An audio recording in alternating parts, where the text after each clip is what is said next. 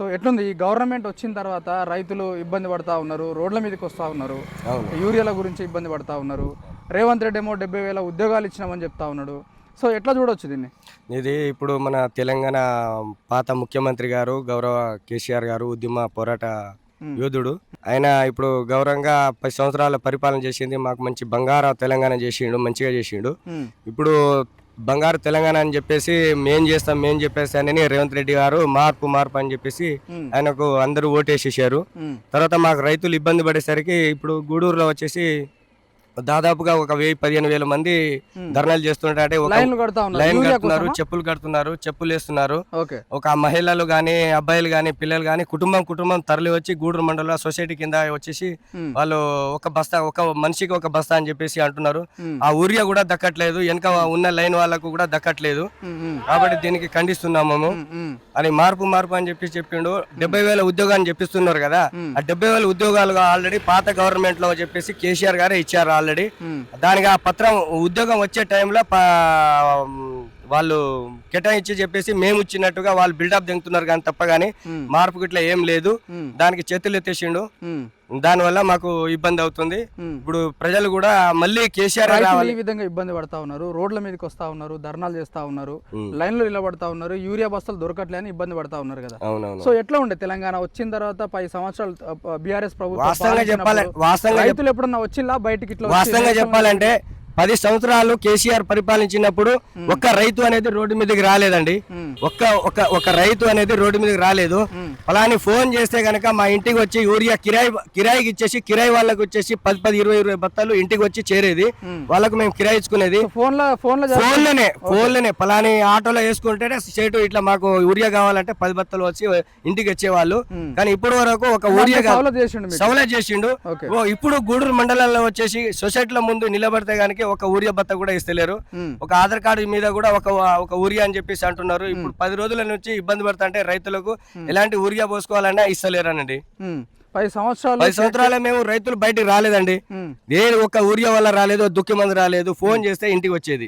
కేసీఆర్ హయాంలో 10 సంవత్సరాలు పాలించినప్పుడు రైతుకు మేలు చేసిండా? రైతే రాజు అండి. అసలు ఆయన దేవుడు. అసలు మళ్ళీ ఆ దేవుడు ఎలా వస్తాడో ఏందో, గుడిలో దేవుడు ఉంటాడో లేదో మనం చూస్తామో లేదో నమ్మకం లేదు కానీ ఆయన దేవుడు అండి. దేవుడు కేసీఆర్ దేవుడు. అసలు బ్రహ్మాండంగా పనిచేసిండండి. మళ్ళీ ఆయనే రావాలని ప్రజలు అందరు తెలంగాణ ప్రజలు 4 కోట్ల ప్రజలు ఆయనకే కోరుకుంటారండి. ఇప్పుడున్న ముఖ్యమంత్రి అందరు స్వార్థపరులు అండి. ఇప్పుడున్న ఎమ్మెల్యేలు గాని, మంత్రులు గాని అందరు స్వార్థపరులు అండి. వాళ్ళ బ్యాగులు వాళ్ళు నింపుకొని పోతున్నారు తప్ప అలాంటి ఏం లేదు. స్వచ్ఛతంగా పనిచేసిండండి. స్వచ్ఛతంగా పనిచేసిండు. అలాంటి బంగారు తెలంగాణ చేసిండు వాస్తవంగా చెప్పాలంటే. 10 సంవత్సరాల్లో కేసీఆర్ హయాంలో ఉన్నప్పుడు కేసీఆర్ రైతులకు ఇలాంటిది ఇది చేయలేదు అన్నట్టుగా మాట్లాడుతున్నారు. లేదు తప్పండి. అది తప్పు లేదండి. ఇప్పుడు ఎంత ఇబ్బంది పడుతున్నారు అంత ప్రజలు చూస్తలేరా? టీవీలలో వస్తున్నారు, వార్తలలో వస్తున్నారు, ప్రజలు కంటి ముందే చూస్తున్నారు, ధర్నాలు చేస్తున్నారు, అందరు చేస్తున్నారు. ఉద్యోగాలు అని చెప్పేసి 70,000 ఉద్యోగాలు అని చెప్పిస్తారు. ఉద్యోగాలు నిరుద్యోగులు కూడా రోడ్ల మీద వచ్చి ధర్నాలు చేస్తున్నారు. యూనివర్సిటీలో కొట్లాడుకుంటారు. ఇప్పుడు అందరు యూతలు అని చెప్పేసి అందరు మార్పు అని చెప్పేసి తెలంగాణ కేసీఆర్ అని చెప్పేసి పక్క పెడితే ఇప్పుడు ఆయన వెంబడి పోతా అంటే ఆయనకే ఇప్పుడు వెన్నుపోటు పొడిచిండండి. ఆ గవర్నమెంట్ కి ఈ గవర్నమెంట్ కి ఈ రెండు సంవత్సరాల పాలన డిఫరెన్స్ ఏం కనిపించింది? 10 సంవత్సరాలకు 2 సంవత్సరాల డిఫరెన్స్ అంత వ్యతిరేకత ఎందుకు వచ్చిందంటే, ఇప్పుడు మంచిగా చేసినప్పుడు మంచిగా ఉంటదండి, చెడుగా ఉన్నప్పుడు చెడుగా వస్తుంది. ఇప్పుడు మంచిగా చేస్తున్నట్టు వానికి మంచిగా అంటారు కదా, కేసీఆర్ మంచిగా అంటారు కదా. చెడు దానికి అందరు పబ్లిక్ ఎలా ఉంటారు, ఎలాంటి ఏం అభివృద్ధి లేదు, ఏం లేదు, అది లేదు అని చెప్పేసి అంటారు. అదే అభివృద్ధి ఏమున్నది? ఇప్పుడు ఆయన అభివృద్ధి అని చెప్పిండు, మార్పు అన్నాడు. ప్రజలందరూ చెంప మీద కొట్టుకున్నారు, ఇట్లా తప్పు చేసిరు అని చెప్పేసి ఇప్పుడు బాగా ఏడుస్తున్నారండి. రైతులు బాగా ఇబ్బంది పడుతున్నారు. అప్పుడు ఈ తెలంగాణ రాకముందుకు నీళ్ల విషయంలో కావచ్చు, కరెంటు విషయంలో కావచ్చు, రైతులు చాలా ఇబ్బంది పడ్డారు. మీరు చూసిరు, చీకటి రోజులు చూసినాము. ఈ తెలంగాణ రాకపోయి ఉంటే రైతుల పరిస్థితి కావచ్చు, ఈ రాష్ట్రం పరిస్థితి ఏ విధంగా ఉండేది? అప్పుడు వాస్తవంగా చెప్పాలంటే రాజశేఖర రెడ్డి ఉన్నప్పుడు అంత కొంత చేసిండండి.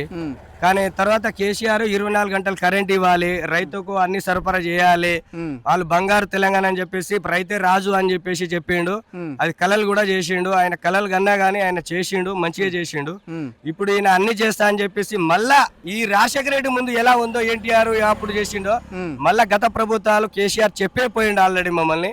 ఆ విధంగా మళ్ళీ ఆగం పాలు చేస్తాడు, అందరు అమ్ముకుంటాడు. అలాగే చెర్లలో భూములు గుంజుకుంటాడు, చెర్ల బల్లిలో మొత్తం భూములు గుంజుకొని అట్టుకొని అది అమ్మేస్తుండు.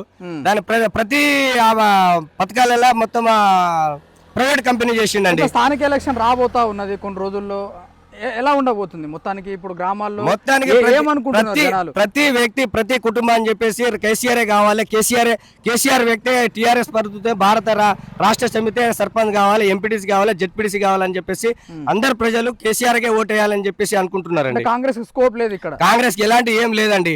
లీడర్లు ఉన్నారు, ఊరికి ఒక్కొక్క లీడర్లు ఉన్నారు, వాళ్ళే స్వార్థపరులు, వాళ్ళు ఎమ్మెల్యే దగ్గర పోతారు, వాళ్ళు పని చేసుకుంటారు. ఒక ఇల్లుకు చెప్పేసి ఇప్పుడు ఇందిరమ్మ ఇల్లు అని చెప్పేసి 20,000 50,000 వేలు ఒక లబ్ధిదారుకు 20,000 వసూలు చేసుకుంటారు, 50,000 అయితేనే వాళ్ళు లంచం తీసుకొని వాళ్ళకు ఇంటి మంజూరు చేస్తున్నారు. లేదంటే నీకు ఇవ్వ అని చెప్పేసి వాళ్ళు పేరు కొట్టేసి వాళ్ళకి ఇస్తలేరనండి. సో మొత్తానికి కేసీఆర్ పాలన కేసీఆర్ మళ్ళీ కేసీఆర్ కే ఓటేయాలి, కేసీఆర్ కే సర్పంచ్ కావాలి, ఎంపీడీసీ కావాలి, మళ్ళీ జెడ్పీడీసీ కావాలి, మున్సిపాలిటీ కావాలి, అందరు చెప్పేసి అందరు కేసీఆర్ కే మార్పు తీసుకుంటారు. ఈ 6 నెలల్లో ఇక ఎలా కాంగ్రెస్ ప్రభుత్వం పనిచేస్తుందో అందరూ మార్పు అని చెప్పేసి తెలిసిపోయింది.